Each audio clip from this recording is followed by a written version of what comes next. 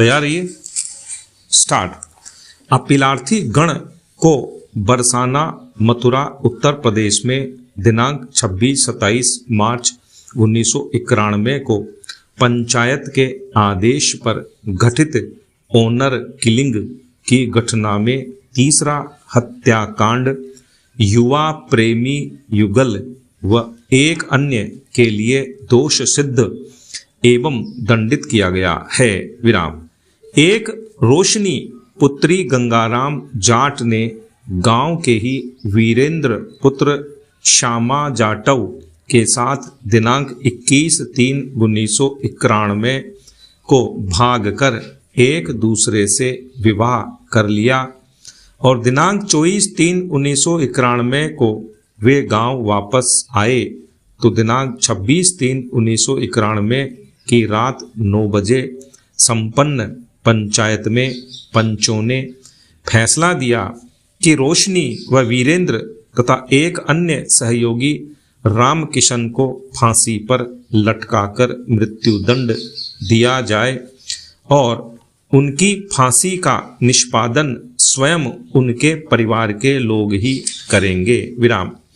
तदनुसार अगले दिन प्रातः 9 बजे उन्हें फांसी पर लटका दिया गया और उनके शवों का अंतिम संस्कार भी कर दिया गया। विराम।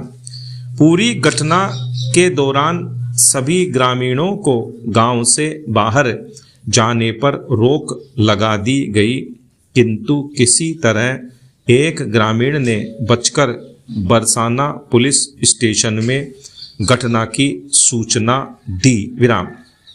तदनुसार गांव के 54 अभियुक्तों को उपर्युक्त धाराओं में अभियोजित किया गया, किंतु विचारण न्यायालय ने 35 अभियुक्तों को दोष सिद्ध किया, जिनमें से 8 को धारा 302/149 के अंतर्गत मृत्यु दंड तथा शेष को धारा 302/149 के अंतर्गत आजीवन कारावास का दंड दिया। विराम।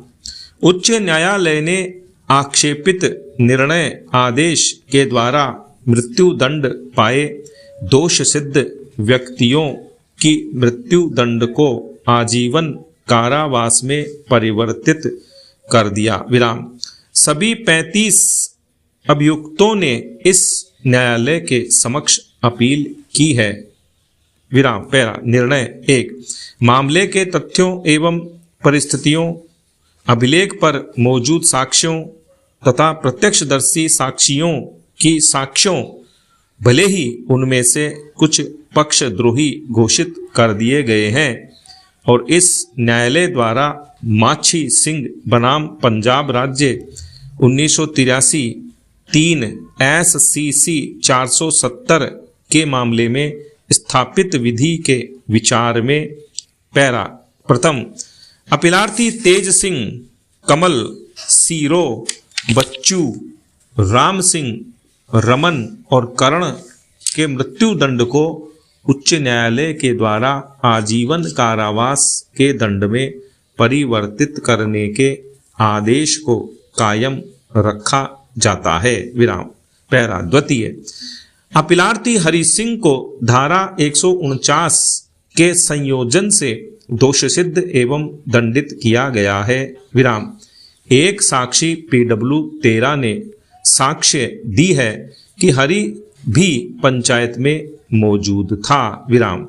मसाल्टी बनाम उत्तर प्रदेश 1964 8 SCR 133 के मामले में स्थापित विधि के विचार में, जिसमें इस न्यायालय ने विधि स्थापित की है कि भीड़ द्वारा हिंसा के मामले में किसी व्यक्ति की उपस्थिति को सुनिश्चित करने के लिए कम से कम 2 साक्षियों की साक्ष्य सुरक्षित होगी। विराम। अपीलार्थी हरि को दोषमुक्त घोषित किया जाता है। इसी प्रकार अभियुक्त लाल सिंह के बारे में भी केवल एक ही साक्षी की साक्ष्य है। विराम। इसलिए वह भी दोष मुक्ति का हकदार है। विराम। पैरा। तृतीय, शेष अभियुक्त पहचान सुनिश्चित न होने के कारण संदेह का लाभ पाने के हकदार दोषमुक्त हैं। विराम। पैरा 2।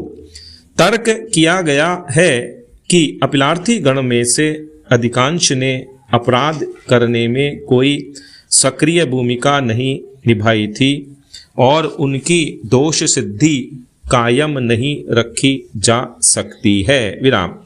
यह तर्क मान्य नहीं है। विराम। धारा 149 के संयोजन से दोष सिद्धि की जा सकती है। विराम। धारा 149 किसी विधि विरुद्ध जमाव के सदस्यों की प्रातिनिधिक उत्तरदायित्व की घोषणा है।